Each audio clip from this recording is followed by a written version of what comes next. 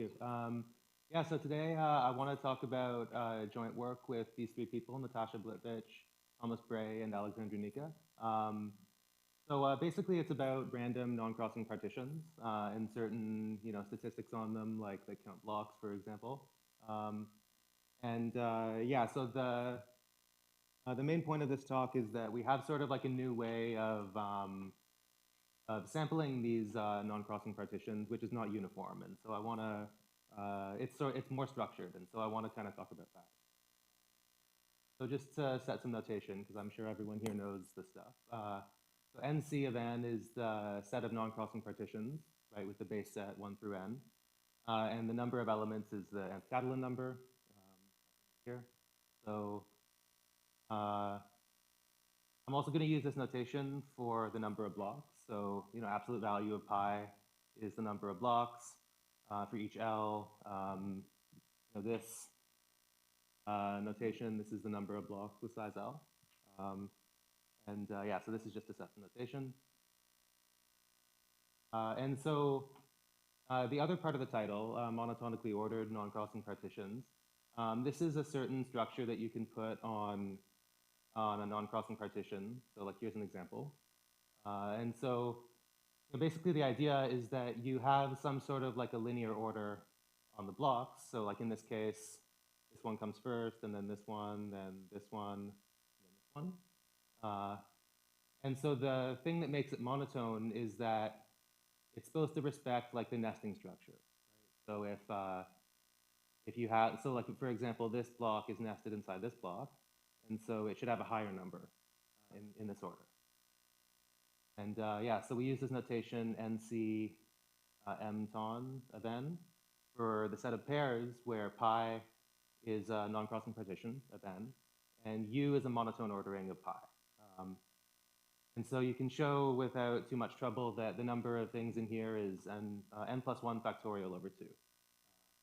So yeah, this is larger than just the plain set of non-crossing partitions. It also has some more data related to the ordering of the blocks.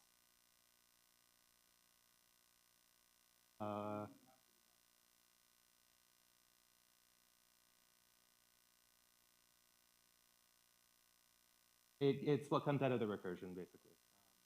Yeah, so there's like, if you want to count these, you basically, like you sort of like strip off the top block, and then you can come up with a recursion that way. And yeah, the 2 comes out like that. I'm not sure what that is, but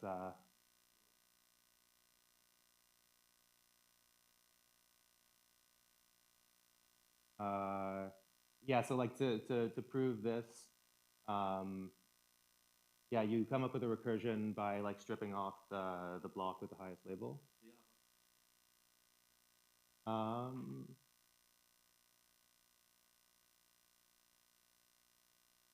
Not that I know of.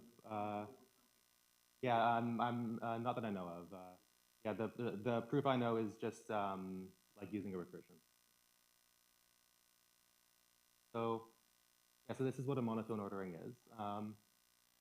And so, right, this talk is not just about partitions, it's about random partitions. And so these are finite sets, of course. And so, if you want to talk about random elements from them, you can just use the uniform distribution, right? Like each one has the same weight. So, for example, if you want to talk about random, like uniform non-crossing partitions, each one would have weight 1 over the nth Catalan number. Or, if you want to talk about random, uniform monotonically ordered non-crossing partitions, then the weight would be, 2 over n plus 1 factorial. So like just 1 over the number of elements. And so the idea of this project is that the uniform probability measure here on the monotonically ordered ones, this gives us an interesting non-uniform probability measure on the non-crossing partitions. So specifically, if you have a non-crossing partition, right? So the notation that we use for the number of monotone orderings is, like number of pi, right? So this just means the number of monotone orderings. And so if you sample, a pair like this uniformly according to this weight, then the weight of each of the pi's is going to depend on the number of monotone orderings, right? So if it has lots of monotone orderings, it's going to have a higher weight. And if it has fewer monotone orderings, then it's going to have a lower weight, right? So this is what I mean by like a more structured way of sampling random non-crossing partitions. Okay, so yeah, so when we sample, random combinatorial objects, one of the things that we might want to do with that is, look at the behavior of some, statistics that you can sort of read off from the objects, right? So here, the ones that I want to talk about are the number of blocks, right? So this is very simple. So yn will be the number of blocks in the partition. And also yn with an L subscript will be the number of blocks with size L. And so we're going to be particularly interested in L equals 1 and 2, because these are the ones that are dominant. And we'll just write yn greater than or equal to 3 for basically just the rest. So these are the the ones, like these are counting larger blocks than just 1 or 2. Okay, so I'm just going to put up the results here, and then I'll sort of explain where they come from. So the first one is about the number of blocks, right? So this is, we just have the first and second moment here. We're not gonna, I mean, in principle, we could calculate the higher moments, but it's more difficult. But just for the first two moments, the mean, we had this exact formula, which is maybe not exactly the point, but we have this exact formula. And so when n is large, this is going to be approximately n minus log n, and then there's some other constants that remain. And we can also do the variance, so this is going to be approximately log n. So like for the exact formulas, we have these harmonic numbers, right, if you're interested. So like this is the partial sum of the harmonic series. This is the same, but with a square. And then gamma here is the Euler-Mascheroni constant. So this is the limit of hn minus log n. And so just for comparison, I want to put up the uniform results. So like, so uniform distribution on nc of n. Right, so what happens for these statistics, right? So the expected number of blocks when you sample it uniformly, it is approximately n over 2, right, for large n. And then the variance is, it's approximately n over 8. So you can see that this distribution behaves very differently, right? These are sort of like linear, they're just n over something. Here we have sort of logarithmic estimates for large n. Yeah. So this is exactly n plus 1 over 2, and then here I think it's like, I forget what the exact formula is, but there's like maybe degree 2 down here, degree 1 up here. Yeah, so yeah, these are what happened approximately though. So yeah, so this is the result for just the number of blocks, but also we can count blocks by their size too, right? So the result here is that for L equals 1, so like the number of blocks with size 1, we have this exact formula again, which is a little bit more complicated. And then we can do this estimate where, again, we have logs appearing. So right, so just to put up the uniform situation. So the average number of blocks with size L, when you do it uniformly, this is approximately n over 2 to the L plus 1. So it's a very simple approximation. But here again, we have logs appearing instead of these sort of linear, like linear estimates in n. So this is the situation for L equals 1. For L equals 2, same story, right? Like there's this kind of complicated exact formula, and then we can do an estimate with log, and then there's some extra constants over here.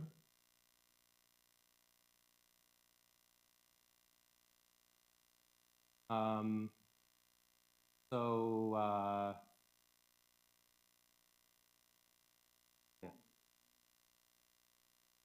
yeah, because basically the h's give you the log and the Euler constant. Yeah.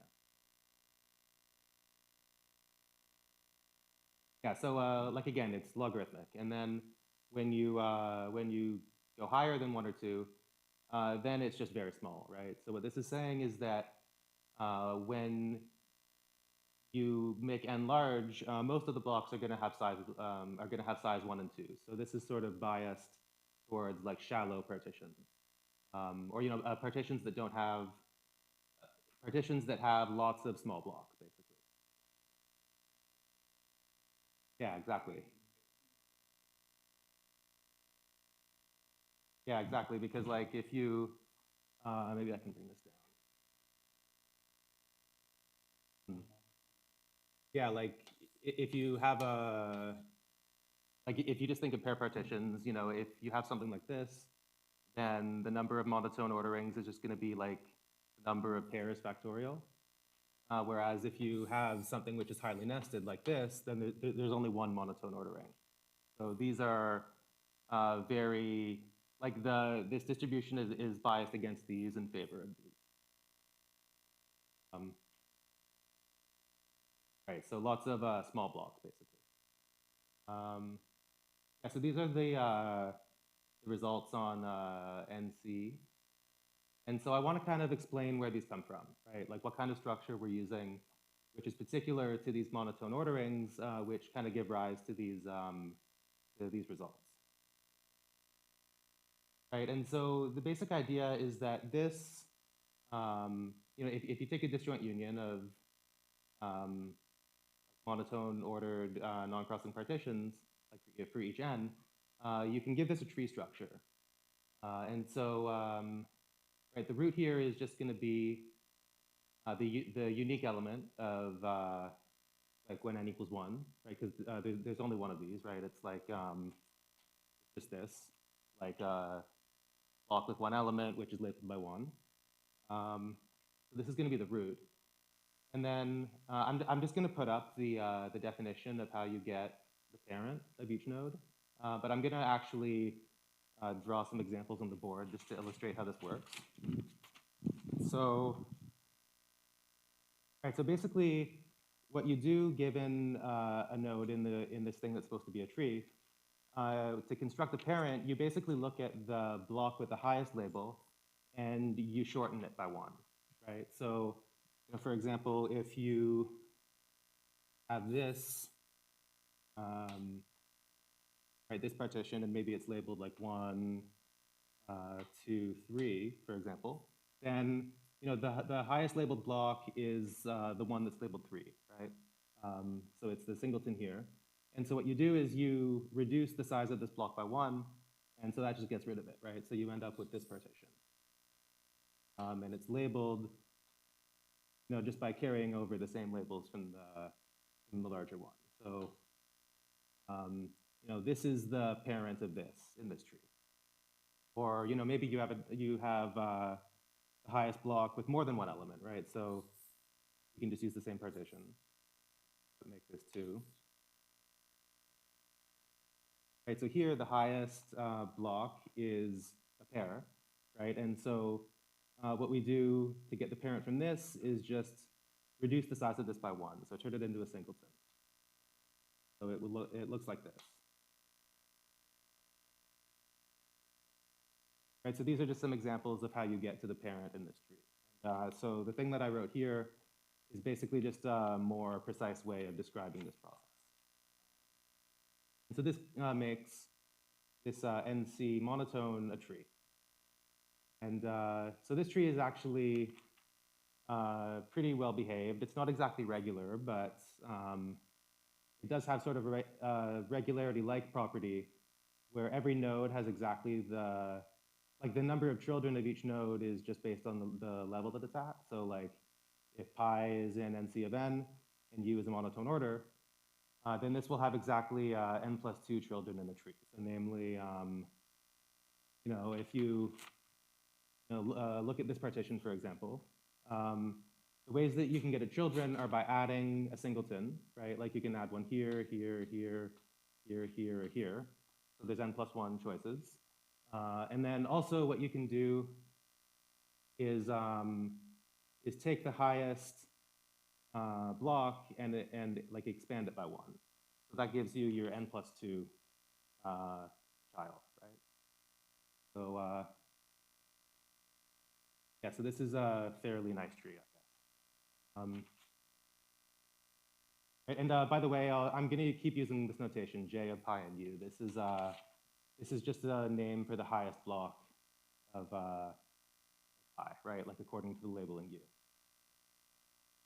Right, and so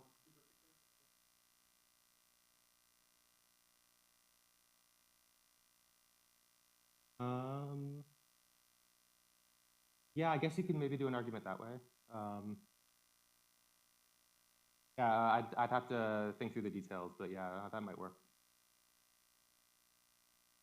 Yeah, so, right, so this is the tree structure that we're using.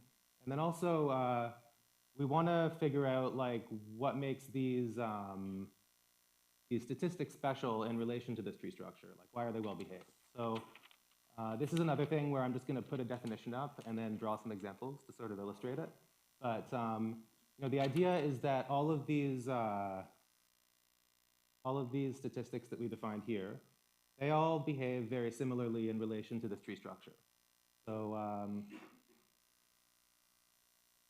right, so specifically when you go up a level, right? So like maybe when you go up like this, basically what happens to these block counting statistics is very sort of uniform in terms of the tree structure, and specifically it uses the size of the largest block. And so there are these parameters that you can put on these statistics which sort of describe this. And so I'll do some examples just to illustrate how this works. So yeah, so for this first step, right, this is a perfectly valid step to look at. So in this case, the largest block after we take the step has one element, right? So here j of pi u, this has one. This has one element in it, right? And so what happens to, by the way, I'm going to use the case where L equals 2. So claim is that in the sense of this definition, the one that counts blocks of size 2, this is what we call 0, 1, minus 1 recursive. This is the claim here. Right, and so to see how this definition works, we can sort of go through the the cases here. So in this case where the highest one has size 1, what happens to the statistic that counts blocks of size 2 is that it doesn't change, right? Because between here and here, these have the same number of blocks of size 2, it's just 0. So yn2 is unchanged. Here, so this is a situation where this j block, so the highest one, has size 2. So here, we have two things in j. And so what happens when we go from here to here to yn2 is that it goes from 0 to 1, right? Because there's no 2 blocks here, but there is one here. So yn2 goes up by 1. And then in the case where say we instead, like we use the same partition, but we label it differently. So this will be 1, 2, 3, right? So here, the highest block has size 3, right? And so what happens, right, what happens when we go from here to here to yn2 is that we're getting rid of one of the 2 blocks, right? So it goes down by 1. And so the 0 here, the 1 here, and the -1 here are the 0, 1, -1 in this definition. So this is sort of how you get the parameters. And then they should say equals 3. Right, and then also part of the definition is that if you have more than the number of parameters, right, so if it's greater than or equal to 4, so for example, maybe like highest block has 2, 3, 4, 5, 6 things in it.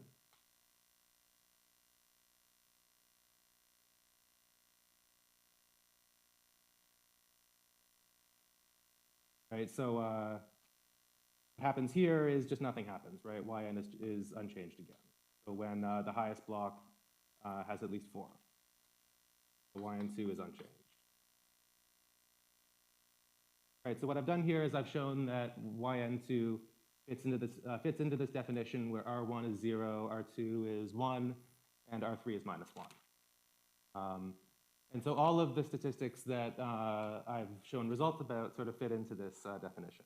And so the point of this is that these recursive random variables plus the tree structure give us a recursion for this generating function of, of the values of the variables. Right, so this is what I mean by generating function, this ln of t. And so if we assume that that the variables have this recursive property, then what happens is you get this kind of recursion. And so this might look a little bit complicated, but we can give a specific case. So if we do the simplest one, where Zn is the total number of blocks, then the recursion just looks like this. It gets very simple, and we can actually give a very concrete description of the generating function. And so then once we do this, the way that we get these results that I showed is basically just by differentiating the generating function and evaluating at 1, and that gives you, well, it gives you something close to the average. So yeah, so this is how we prove the theorems that I put up before. How much time do I have? 8 minutes? Okay, so are there any questions about these results or about how these two things go together?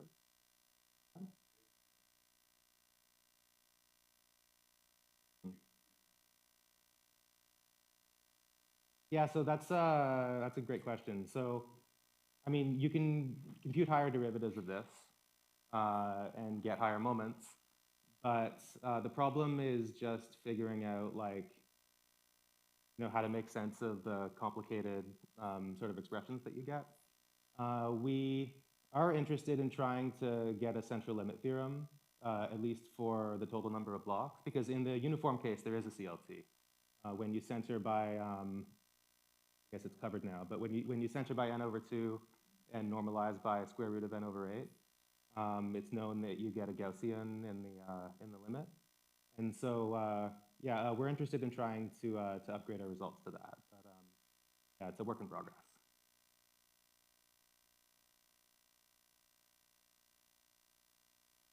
Okay, so another thing that we can do, this is sort of like the second half of our paper, is looking at non-crossing pairings. So when I say NT2, I mean the set of non-crossing pairings of the base set 2n.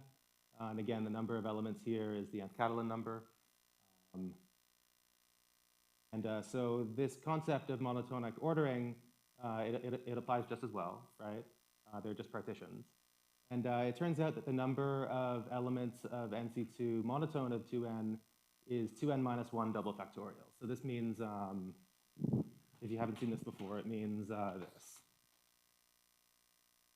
It's 2n factorial over 2 to the n factorial, I believe. Or like in other words, it's 2n minus 1 times 2n minus 3 times 2n minus 5 and so on. Right? And yeah, so here the block, like the number of blocks is trivial, right? It's just n. But there are some block statistics that we can say something about. So one of them is concerning the outer blocks. So these are the blocks that are not nested in any other pair, or the interval blocks. So these are the blocks that don't have anything else inside of them. And so we have some results about these, which I'm not going to go into as much detail about. So we have these two variables, out and int. So out is the number of outer pairs, int is the number of interval pairs. And so we have these sort of exact formulas and estimates. And yeah, so I don't have time to get into these, but it's a similar story as with NC monotone.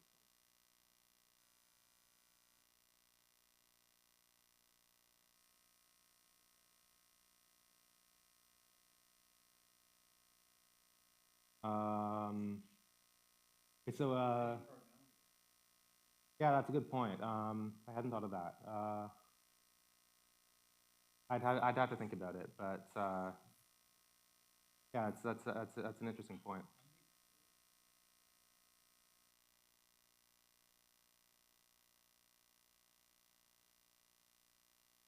Hmm. Yeah, I'd be interested in talking about that with. Yeah, that's an interesting point. I hadn't thought of that.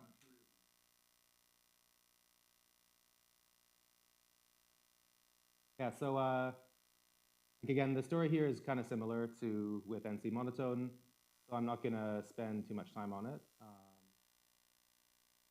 So we do the same kind of process. And so in the last few minutes, I want to talk about another statistic on NC2, which doesn't fit into the previous framework, but it's actually the first one that we studied in the course of this project. It was kind of the inspiration for thinking this is like an interesting way of sampling, sampling non-crossing partitions. So there are lots of bijections with NC2, right? And so one of them is that you can go from NC2 to a Deke path with the same number of steps, right? So the way I'm going to draw these are like northeast, southeast, and as functions that are like piecewise linear from 0 to 2n. And right, so an interesting statistic here is the area under this path, right? And right, so we define this area variable. It's just the area under this function, or the integral from the starting point to the end point. And so we actually have a result about the average area. So we have this exact formula, which has kind of a neat compact form. And this is approximately n log n for large n. And so if you do this in the uniform case,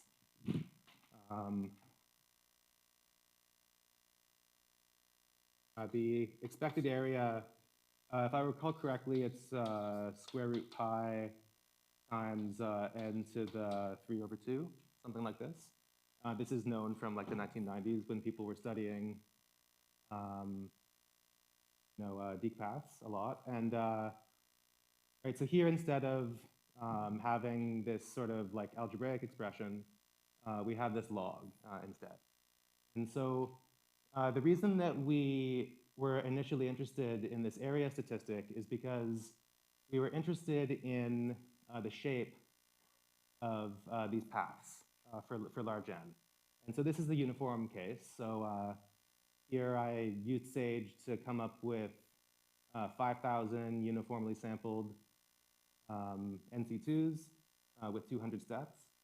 And so when you take the average and you kind of plot it, you there's a clear shape here, right?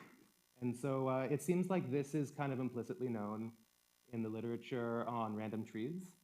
So basically what happens is this process gives you like something called a Brownian excursion, and you can use results about those to sort of describe the shape. And so when you do the same thing with our new measure, right? So again, 5,000 sampled with Sage and sort of averaged, you do seem to get some kind of shape here. And so this is something that I'm really interested in trying to describe. Like how do you describe this apparent limit shape here? So, and the point of the area result is that it sort of gives you like a clue of how to normalize this so it has a chance of converging, right? And so, yeah, so this is, I guess, future work in progress. So I think I'll stop there.